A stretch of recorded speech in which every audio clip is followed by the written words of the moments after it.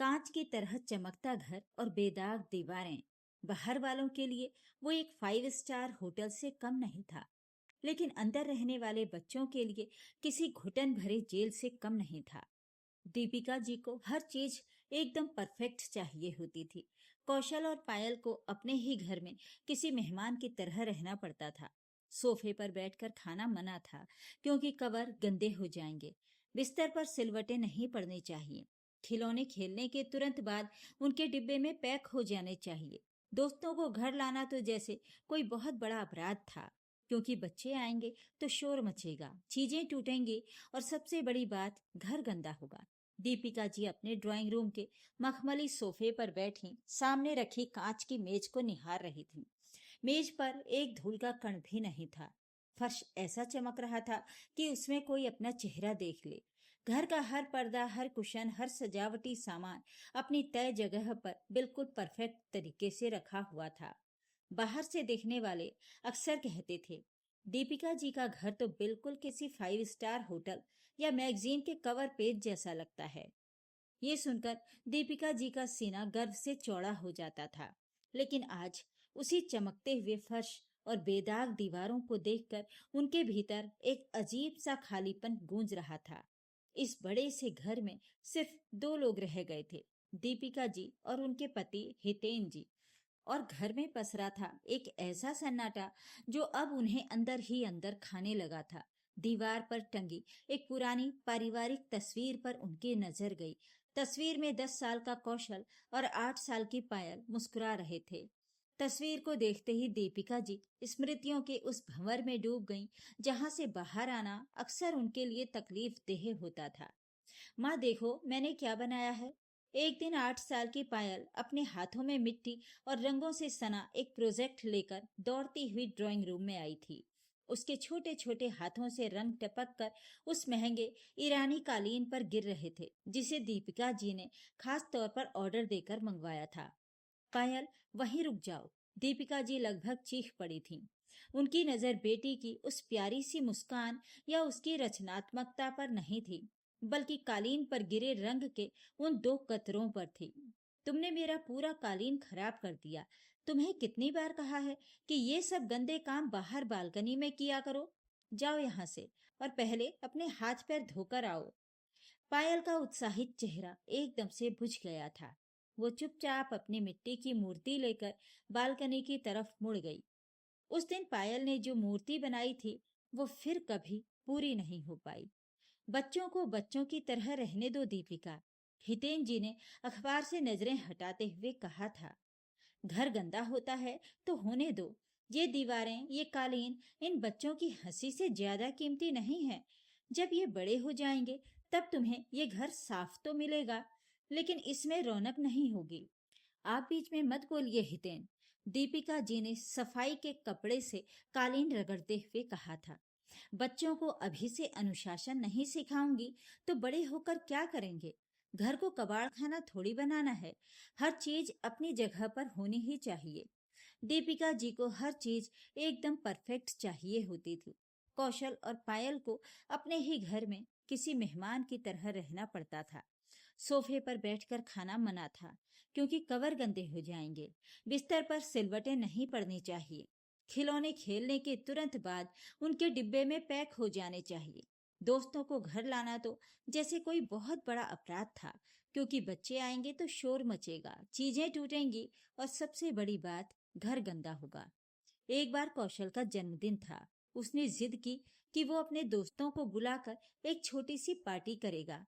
दीपिका जी ने बेमन से इजाजत तो दे दी, लेकिन पूरी पार्टी के दौरान वो बच्चों के पीछे पीछे हाथ में डस्टर लिए घूमती रही।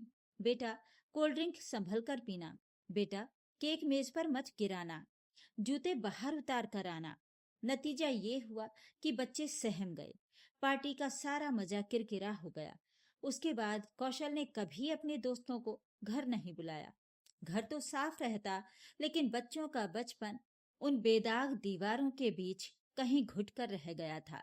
समय अपनी गति से बीतता गया। दोनों बच्चे बड़े हो गए। घर में होने वाली छोटी मोटी गलतियों पर दीपिका जी की डांट डपट और भी तेज हो गई थी।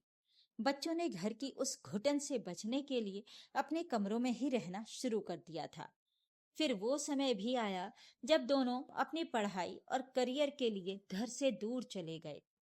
कौशल अमेरिका की एक मल्टीनेशनल कंपनी में सेटल हो गया और पायल की शादी हो गई, जिसके बाद वो बेंगलुरु शिफ्ट हो गई। अब दीपिका जी का घर हमेशा वैसा ही रहता था जैसा वो चाहती थी, एकदम साफ, व्यवस्थित और शांत। कोई सोफे के कवर खराब नहीं करता था, कोई दीवारों पर हाथ नहीं लगाता था, कोई भीगी छतरी लेकर ड्राइंग रूम में नहीं आता था। लेकिन इस परफेक्शन ने उनकी जिंदगी की सारी खुशियां छीन ली थीं। दीपिका, चाय ठंडी हो रही है तुम्हारी। हितेन जी की आवाज ने उन्हें वर्तमान में वापस ला खड़ा किया। हितेन जी उनके सामने वाली कुर्सी पर बैठते हुए बोले, क्या सोच रही हो इतनी गहराई में? दीपिका जी की आंखों में से आंसू छलक आए। उन्होंने एक गहरी सांस ली और कांपती आवाज में कहा, हितेन, क्या मैंने सच में सब कुछ गलत किया? आज ये घर इतना साफ है, लेकिन मुझे ये सफाई चुभ रही है।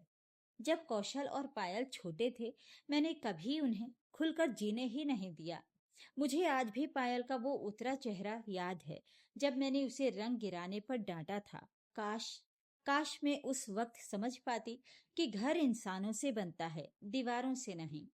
हितेन जी ने अपनी पत्नी का हाथ थामते हुए नरमी से कहा, जो बीत गया उस पर रोने से कोई फायदा नहीं है दीपिका। तुमने जो किया वो तुम्हें उस वक्त सही लगा था। तुम बस चीजों को व्यवस्थित रखना चाहती थी।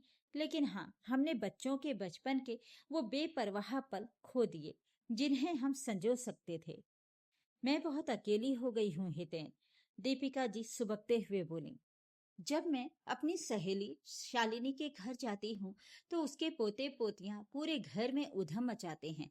दीवारों पर उनके पेंसिल के निशान हैं, खिलौने बिखरे पड़े रहते हैं, लेकिन उस घर में एक जीवंतता है, एक खुशी है।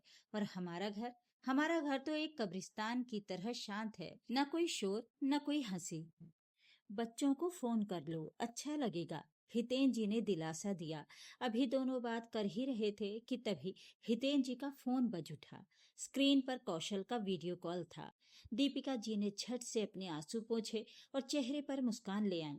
नमस्ते पापा, नमस्ते माँ, कैसे हैं आप दोनों? कौशल की आवाज सुनते ही दीपिका जी के चेहरे पर रौनक आ गई। स्क्रीन पर पीछे कौशल की पत्नी और उनके 4 साल के जुड़वा बच्चे भी नजर आ रहे थे। हम बिल्कुल ठीक हैं बेटा, तुम सब कैसे हो? बच्चे कैसे हैं? दीपिका जी ने स्क्रीन के करीब आते हुए पूछा। हम सब बहुत बढ़िया हैं माँ। दरअसल एक बहुत अच्छी खबर देनी थी, कौशल मुस्कुराते हुए बोला। मुझे काम से 2 महीने की छुट्टियां मिली हैं और पायल के भी ऑफिस में वर्क फ्रॉम होम चल रहा है। तो हमने सोचा है कि इस बार हम सब मिलकर इंडिया आ रहे हैं। पूरे 2 महीने हम वहीं रहेंगे। पायल भी अपने बेटे आस्तिक के साथ आ रही है।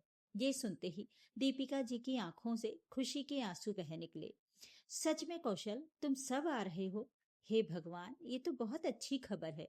कब आ रहे हो तुम लोग? अगले हफ्ते की टिकट बुक हो गई है माँ, कौशल ने कहा। फिर वो थोड़ा झिझकते हुए बोला, बस माँ, एक बात का डर है। बच्चे अभी बहुत छोटे हैं और बहुत शरारती हैं। आपका इतना सजा हुआ घर वो लोग जरूर गंदा करेंगे, चीजें फैलाएंगे। आप प्लीज परेशान मत होना, मैं उन्हें कंट्रोल में रखने की पूरी कोशिश करूंगा। बेटे के मुंह से ये शब्द सुनकर दीपिका जी के सीने में एक तेज दर्द उठा। उनके अपने बेटे को उनके ही घर आने में ये संकोच हो रहा था कि घर गंदा हो जाएगा। उन्होंने गहरी सांस ली और अपने आंसुओं को रोकते हुए एक दृढ़ आवाज में कहा, नहीं कौशल, तुम उन्हें बिल्कुल नहीं रोकोगे। उन्हें जो करना है करने देना। मैं चाहती हूँ कि वो मेरे घर को गंदा करें। मैं चाहती हूँ कि वो दीवारों पर रंग लगाएं, सोफे पर उछलें और पूरे घर में अपने खिलौने फैलाएं। ये घर उनका है, कोई म्यूजियम नहीं। कौशल और हितेन जी दोनों हैरानी से दीपिका जी को देख रहे थे। कॉल कटने के बाद दीपिका जी के अंदर एक गजब की ऊर्जा आ गई थी। अगले एक हफ्ते तक उन्होंने घर का नक्शा ही बदल दिया। उन्होंने अपने महंगे ईरानी कालीन को तह करके स्टोर रूम में रखवा दिया और उसकी जगह एक आम सा मुलायम मैट बिछा दिया, ताकि बच्चों को चोट ना लगे। कांच के सारे कीमती शो पीस जिन्हें वो जान से ज्यादा संभाल कर रखती थीं, उन्हें अलमारियों के सबसे ऊपरी खानों में बंद कर दिया। सोफे के महंगे रेशमी कवर हटाकर सूती और आरामदेह कवर डाल दिए गए। जो घर कल तक एक आर्ट गैलरी लगता था, आज वो एक प्ले स्कूल जैसा दिखने लगा था। आखिरकार वो दिन आ ही गया जब पूरा परिवार एक साथ इकट्ठा हुआ। घर में पैर रखते ही कौशल और पायल हैरान रह गए। माँ, आपका वो इटालियन क्रिस्टल का वास कहाँ गया? और वो महंगा कालीन? पायल ने चारों तरफ देखते हुए पूछा। दीपिका जी ने दोनों बच्चों को गले लगाते हुए कहा, मैंने वो सब हटा दिया बेटा। मुझे अब इस घर में बेजान चीजें नहीं, तुम लोगों की जिंदा मुस्कुराहटें चाहिए। बहुत साल बर्बाद कर दिए मैंने सफाई के चक्कर में। अब मुझे बस तुम लोगों के साथ जीना है। अगले 2 महीने उस घर ने वो सब देखा जो उसने पिछले 25 सालों में नहीं देखा था। घर के कोने कोने में बच्चों के खिलौने बिखरे रहते, दीवारों पर क्रेयॉन्स के निशान बन गए थे, कुशन अक्सर जमीन पर पड़े मिलते, लेकिन दीपिका जी के माथे पर एक भी सिलवट नहीं आई। एक दिन 4 साल के आस्तिक ने दौड़ते हुए आकर मेज से टकराकर अपना पूरा फलों का जूस जमीन पर गिरा दिया। आस्तिक डर के मारे सहम कर रोने लगा। पायल दौड़ कर आई और आस्तिक को डांटने ही वाली थी कि दीपिका जी ने बीच में ही रोक दिया। अरे कुछ नहीं हुआ मेरे बच्चे को। दीपिका जी ने आस्तिक को पुचकारते हुए उसे गोद में उठा लिया। गिर जाने दो जूस, फर्श ही तो है, साफ हो जाएगा। मेरे पोते के आंसू इस फर्श से कहीं ज्यादा कीमती हैं। पायल और कौशल दूर खड़े अपनी माँ को अचरज से देख रहे थे। उन्होंने अपनी माँ का ये रूप कभी नहीं देखा था। उस रात जब सब सो गए तो पायल अपनी माँ के पास आई और उनके कंधे पर सिर रखकर बोली, माँ, आप बहुत बदल गई हैं। हमें बहुत अच्छा लग रहा है आपके साथ। बचपन में हम आपसे बहुत डरते थे, लेकिन आज लग रहा है कि हमें हमारी असली माँ मिल गई। दीपिका जी ने बेटी के बाल सहलाते हुए कहा, मैं बहुत बड़ी बेवकूफ थी पायल। घर साफ करने के चक्कर में मैंने अपना घर ही सूना कर लिया था। घर को घर ही रहने देना चाहिए, उसे कोई नुमाइश की चीज नहीं बनाना चाहिए। बच्चे जब बड़े हो जाते हैं तो ये बिखरे हुए खिलौने और शोर ही सबसे ज्यादा याद आते हैं। मैं अब अपने बीते हुए कल को तो नहीं बदल सकती, लेकिन मैं अपना आज और आने वाला कल तुम सबके साथ इन खुशियों के बीच जीना चाहती हूँ। घर में अब ना तो वो पुरानी सी खामोशी थी और ना ही बेदाग सफाई। अगर कुछ था तो वो थी जिंदगी की धड़कन, जो बच्चों की हंसी, उनके कदमों की आहट और एक परिवार के प्यार से गूंज रही थी। घर आखिरकार एक घर बन गया था। दोस्तों, क्या आपने भी ऐसी घटनाएं अनुभव की हैं?